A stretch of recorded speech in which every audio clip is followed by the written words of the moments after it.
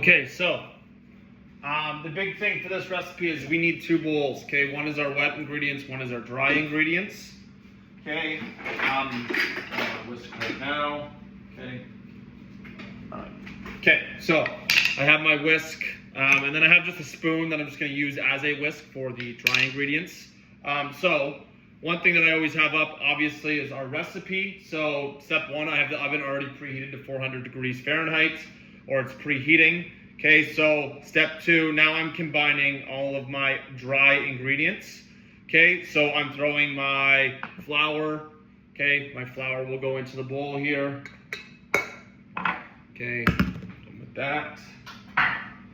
My protein powder, I'm making protein muffins today. So the big thing with protein muffins is that if you're going to use 2 cups of flour, you actually reduce the flour and put in the protein powder. So the way the rule of thumb that I find works best for the consistency is 2 cups of flour. I actually subtract that to 1.5 cups of flour and then 1/2 cup of protein powder.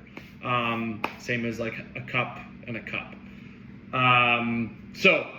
Protein powder just went in. So my baking powder is in now. Salt.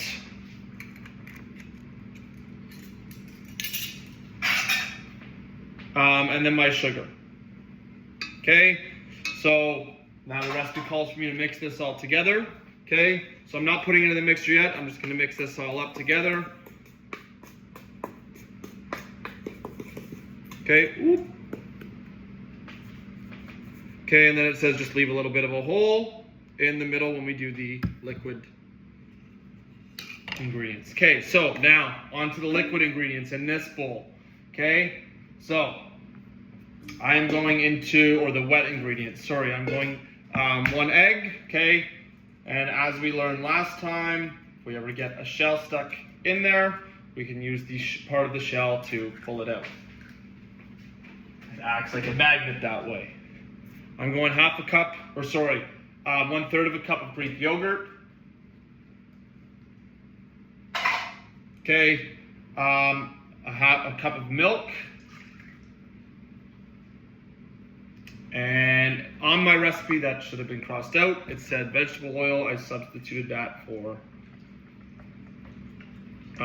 just regular butter that I've already greased the pans with. And I will grab the butter over here.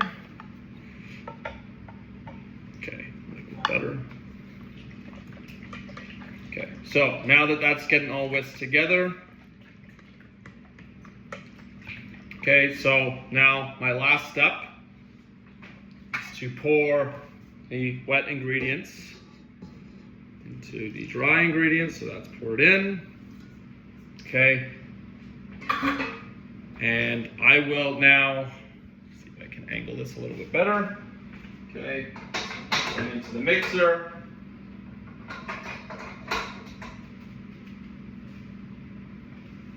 Oh, right here.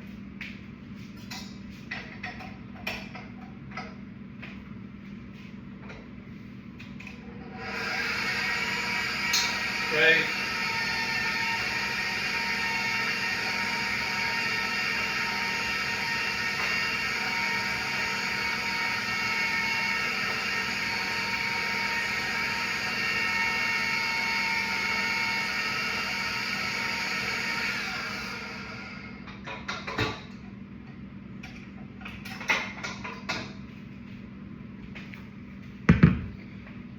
And then I find sometimes actually what works best is I take my rubber spatula here, okay, and just give it, so sometimes we find that it doesn't really mix at the bottom very well, so we'll just give it a gentle stir, like I am right now. And then I always tell my students, if the batter seems too thick or you feel like you're having resistance when you are stirring this, to add another teaspoon or 2 of milk. And sometimes that helps. Okay.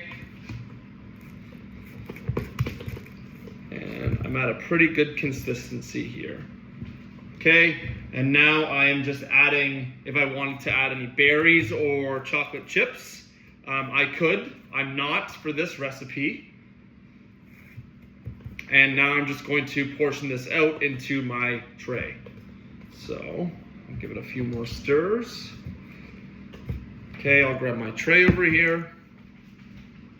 It's already ready to go.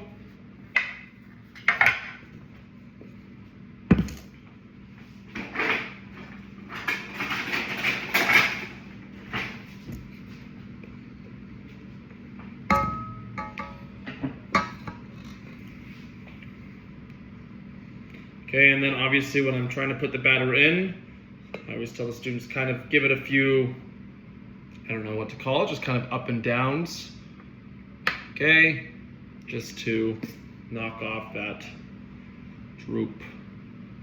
But then again, it doesn't matter if it spills on the side, because it's just gonna cook anyways. Okay, like that, it's just gonna cook anyways. Okay. So I've just done 2. I have a few more to go. I'm not going to make you watch the rest.